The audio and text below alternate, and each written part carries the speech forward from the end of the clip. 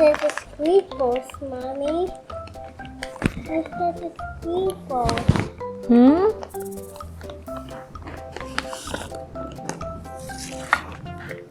What's squid balls? Squid balls, yeah.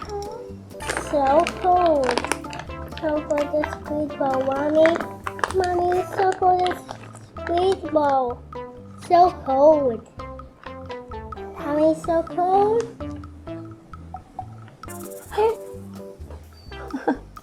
What are you doing? Make snowman. What is snowman? Is that a snowman? No. Snowman, make snowman, make. Okay, Mommy will start cooking, okay? I have a snowman. Mommy, I have a snowman. I have a snowman. I have a snowman. Is that a snowman? Mommy?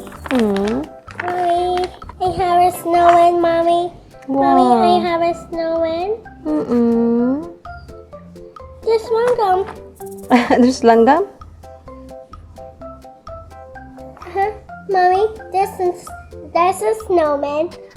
A snowman? Are you sure? Yes, a snowman.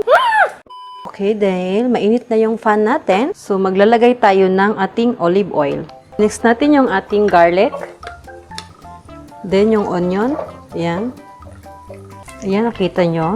Medyo luto na yung ating onion at saka yung ating garlic. Next natin yung ating yung ating vegetable na nabili lang siya sa grocery. Yung ready na siya. Nakapack. O, diba? Pero kung meron naman kayong fresh, ay pwede naman yun. Ito ay frozen. Maglagay lang tayo ng konting paminta powder. Kalahating kutsara ng ating patis. Kalahating kutsara yun, guys. Then, meron tayong oyster sauce. Maglagay tayo dito, mga 1 kutsara lang.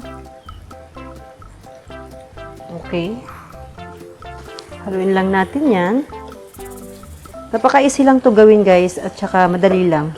Yan, nakahalo siya. So, hayaan muna natin yan mga 1 minute. So, ayan guys. Dahil 1 minute na siya. So, andito ang aking squid ball. Pinirito ko na guys yung squid ball natin. At iniwa ko na rin siya ng maliliit. Ayan, nakita nyo? Super liit ang paghiwa ko ng squid ball natin. So, ilagay natin yung squid ball dyan. So, maglagay tayo ng ating butter. Okay. And then, mix lang siya. Mahina lang yung apoy natin, guys, ha. Yan, mix nyo lang yan. 1 minute lang siya. So, ngayon, dahil 1 minute na po siya, guys, ayan, at natunaw na yung butter, pwede na natin patayin yan. O, ganyan lang siya ka-easy, diba? So, ayan na. Natapos na natin yan. Napaka-easy, diba? So much easy. Ang sarap. Grabe. Good. Ang sarap niya. Sobra. Super yummy. Thank you for watching my video, guys. And don't forget, subscribe to my channel, like and share. Yummy, yummy, yummy.